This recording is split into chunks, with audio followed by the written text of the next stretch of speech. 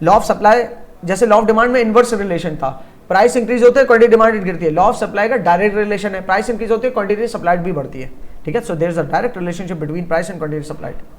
Price increases then उस product की quantity supplied also increases. Price decrease होते हैं तो उस प्रोडक्ट की क्वांटिटी सप्लाइड भी डिक्रीज होते हैं। और याद रखना पहले प्राइस लिखना, क्योंकि प्राइस के ऊपर डिपेंड करती है क्वांटिटी सप्लाइड, इसी तरह प्राइस के ऊपर डिपेंड करती है quantity demanded, law of demand में, सही है ना। ये नहीं कि अगर डिमांड बढ़ेगी तो चीज की प्राइस कम होगी, भाई फिर तो उल्टा ही हो जाएगा, प्राइस बढ़ेगी तो डिमांड कम होगी, सही है ना। लेकिन आप ये नहीं कह सकते कि डिमांड गिरेगी तो प्राइस बढ़ेगी, ये तो उल्टी बात करो। डिमांड गिरेगी उसकी प्राइस क्यों बढ़ेगी, फिर तो बंदा सवाल करेगा आपसे डायरेक्ट। इसको प्राइस के एंगल से देखना, ठीक है ना। प्राइस बढ़ती है डिमांड गिरती है, प्राइस गिरती है डिमांड बढ़ती है, इसी तरह प्राइस बढ़ती है तो क्वांटिटी सप्लाइड बढ़ती है, प्राइस गिरती है तो क्वांटिटी सप्लाइड गिरती है। तो क्वांटिटी सप्लाइड का क्या हो गया, डायरेक्ट रिलेशन हो गया प्राइस के साथ। तो यही कर्व फिर दोबारा एक तरह से बना के दे रहे हैं बूट्स का, कि जितने ज्यादा डॉलर्स प्राइस होंगे तो उतने नंबर ऑफ पेयर्स ज्यादा बना के बेचने के लिए इंटरेस्टेड है सप्लायर, जितने कम प्राइस होंगे तो उतनी ज्यादा फुटबॉलें बनाएगा, और जो भी left over factors of production फारक बैठा हुआ है उनसे जो है वो जूते बनवा लेगा। समझ आ रही बात। अच्छा, यहां पर इस कर्व को भी समझना, कर्व का शेप देखना गौर से, ये बड़ा टेक्निकल पॉइंट बताने लगा हूं। इस कर्व का शेप जो है ना, वो देख रहे हो, कर्व इस तरह से हो रहा है। ये शुरू में हल्का सा प्राइस बढ़ा, यहां से लेकर यहां तक हल्का सा प्राइस बढ़ा, और देख रहे हो जीरो से लेकर कहां तक चली गई क्वांटिटी, तकरीबन 20 के करीब, 19-18 पेयर्स तक।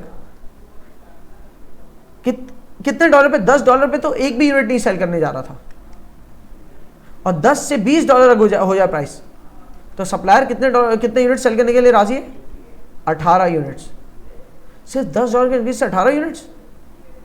फिर अगले $20 के इंक्रीज से यहां से यहां तक पहुंचा तो क्वांटिटी सप्लाइड यहां पहुंच गई, तो अगले $20 का इनका मतलब $20 से $40 पे चली गई, तो $40 के ऊपर क्वांटिटी सप्लाइड 30 है, तो अगले $10 के इंक्रीज की वजह से 12 यूनिट्स में इजाफा हुआ।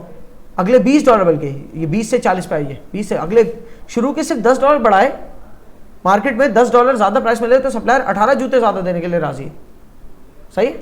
और अगली दफा अगले स्टेप पे $20 मार्केट में प्राइस बढ़ गई, लेकिन सप्लायर फिर भी सिर्फ 12 जूते इजाफी बना रहा है, 18 से 30 तक लेके जा रहा है। तो मार्जिनल इंक्रीज देख रहे हो, कम होता जा रहा है।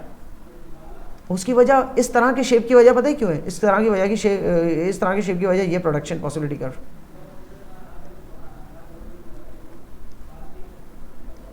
लेट्स सपोज ये है शूज था और फुटबॉल था। लेट्स सपोज वो सिर्फ फुटबॉल्स बना रहा है, 20 फुटबॉल्स एंड नो शूज, लेकिन थोड़ी सी फुटबॉल्स को कॉम्प्रोमाइज करता है, थोड़ी सी रिसोर्सेज इधर से उधर की उसने। क्या किया, यार मुझे $10 ऊपर मिल रहा है ना, तो 2-3 बंदे यहां लगा देता हूं। वो 2-3 बंदे लगाए यहां पर सिर्फ, तो 1-2 फुटबॉलों में ही कमी आई, लेकिन शूज कितने बढ़ गए देख रहे हो, यहां से यहां तक के शूज बढ़ गए, 0 पे खड़े थे और यहां तक के आ गए। क्लियर। तो हालांकि आप कहोगे कि थोड़ी सी प्राइस बढ़ाई है तो इसने इतनी सारी अपनी लेबर को क्यों लगा दिया कि इतनी सी प्राइस इंक्रीज पे, जो यहां से यहां तक का प्राइस इंक्रीज है, इस चक्कर में 0 से लेकर यहां तक सप्लाई बढ़ा दी।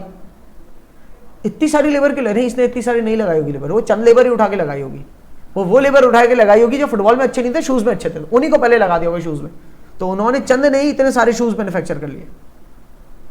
उसके बाद फिर और अच्छा प्राइस पॉइंट मिला ना, तो उसने और थोड़ी लेबर ला के लगाई, लेकिन वो इतने अच्छे नहीं, वो फुटबॉल में ज्यादा अच्छे थे, तो उनको लगाने से ये फर्क पड़ा कि थोड़े से और जूतों में इजाफा हो गया सप्लाई करने में।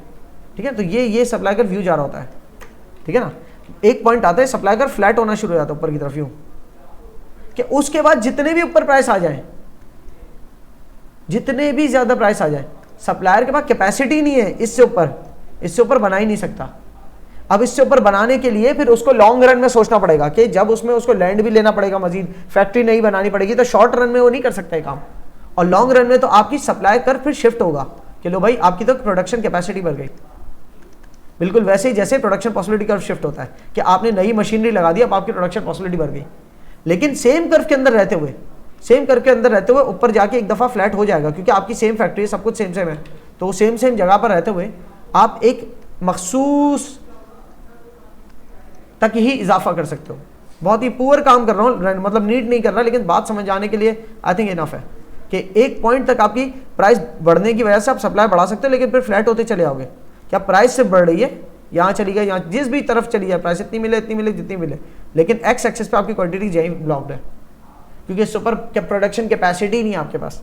प्रोडक्शन कैपेसिटी बढ़ाने का मतलब ये लेबर भी नहीं आए, लैंड भी नया आए, टूल एंड इक्विपमेंट नया आए, लैंड लेबर कैपिटल एंटरप्राइज पूरे तौर पे इजाफा होना। और वो फिर कब है, वो लॉन्ग रन में हो सकता है, जब सारे फैक्टर्स वेरिएबल हो, सारे फैक्टर्स में इजाफा हो सकता हो। ठीक है, ये बहुत आगे की बात मैं साथ साथ बताता जा रहा हूँ, क्योंकि पिछली दफा तक बहुत सारी बातें अभी की क्लियर हो गई थी।